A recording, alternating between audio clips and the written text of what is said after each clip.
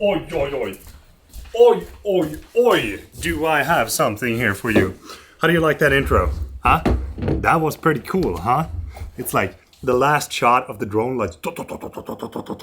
Music-wise, I went for the Transformers choice, mainly because I'm such a huge Transformers fan, but also because this drone looks like a freaking Transformers. It is like a stealth airplane Transformer that comes swooping in.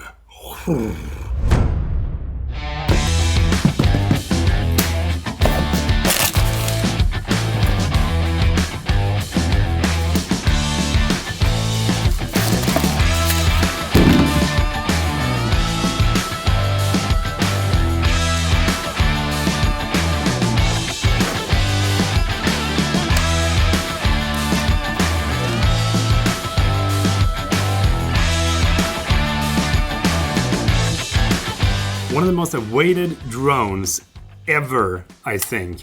You know, I remember when I bought my first Mavic Pro and how exciting that drone was. And then the Mavic 2 Pro was released and I was like, you know, I'm probably gonna wait for 3 to be released so that I can get some really nice upgrades.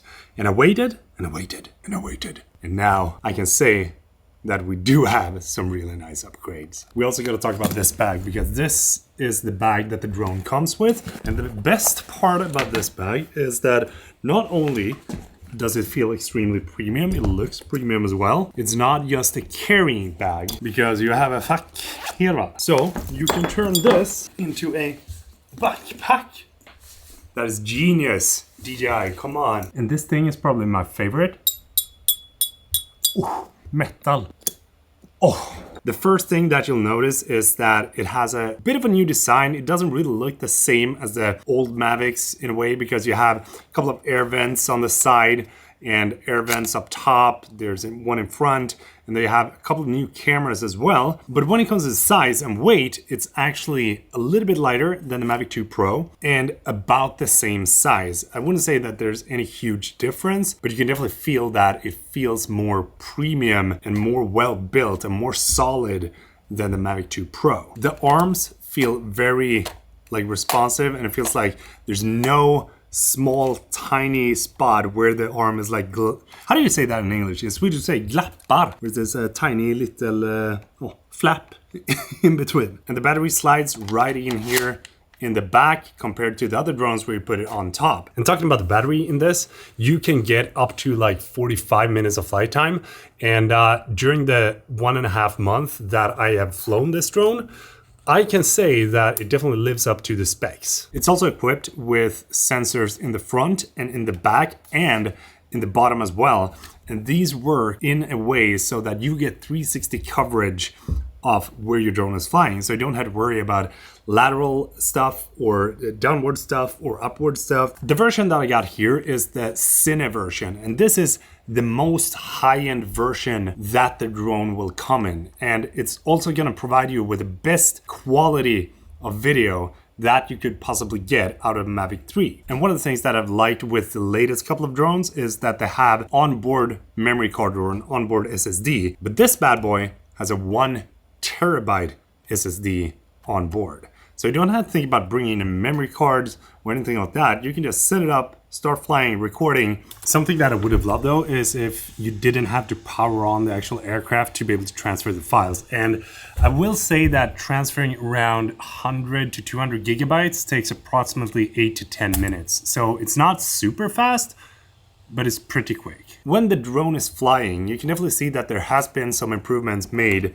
to the propellers because they are slightly angled outwards.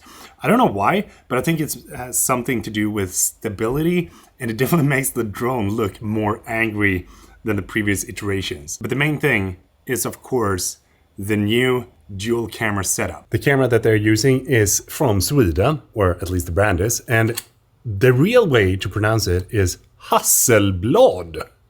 And the quality in this thing is insane. I was extremely surprised when I was flying this during a very early morning because no previous drones that I've flown have been able to go above ISO 800. But these shots that I'm showing you right now are shot at ISO 3200 and a little bit of noise reduction thrown in there, but they are totally usable and looks extremely good. The sensor in this thing, together with Apple ProRes format and 10-bit 422.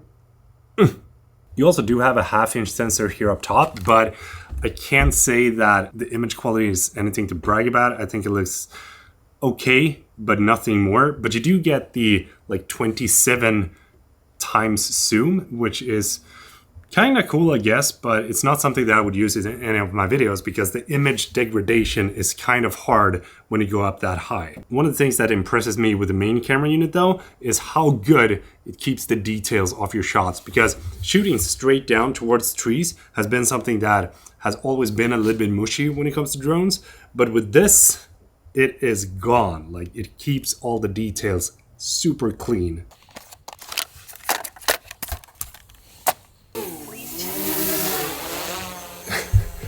Can you hear that? The hum is way like lower than what's with the Air 2S. See that? The new sticks are so incredibly responsive compared to the old ones. Wow.